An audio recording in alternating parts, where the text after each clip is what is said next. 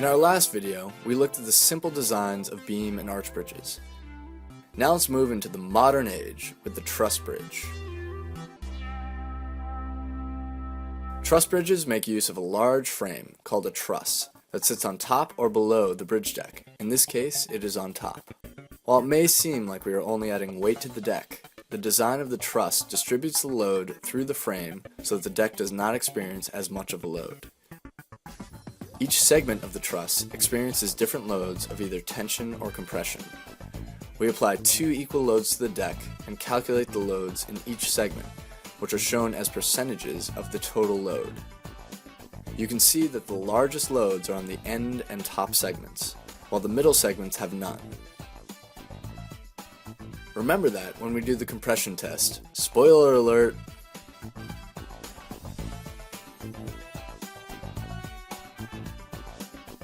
Let's see if this convict gets shot out of his truss jail. So how do you think the truss will break? Discuss. Thanks for coming, Yoda. I love your work.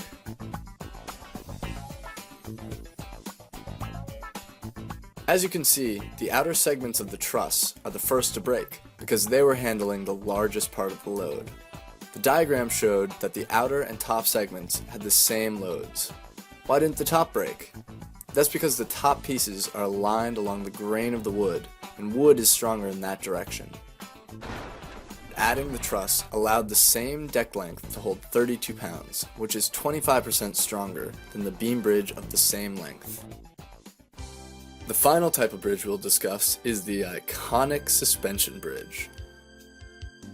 Although the only suspension bridge around us is less than iconic, but the same principles apply.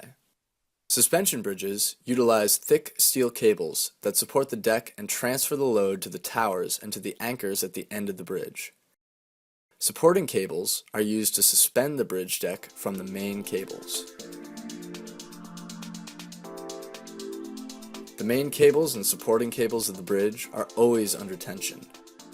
The cables transfer the load to the towers, which experience compression, and also to the anchors at the end of the bridge. In our model, we used wires for the main cables and supporting cables. Some of the construction is not ideal because it is difficult to simulate some of the joining points and anchors on a small scale.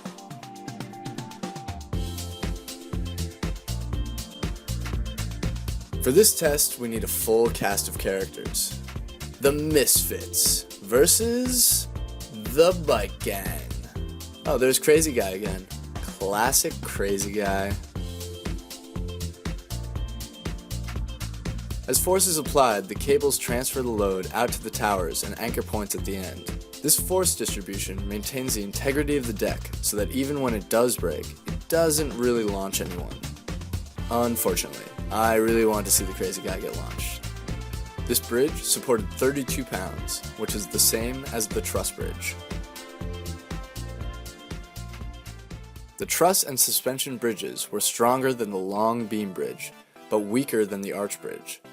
This may have been unexpected, but the real advantage of truss and suspension bridges are that they can span longer distances than beam and arch bridges. Now what we've all been waiting for: crushing a Lego man.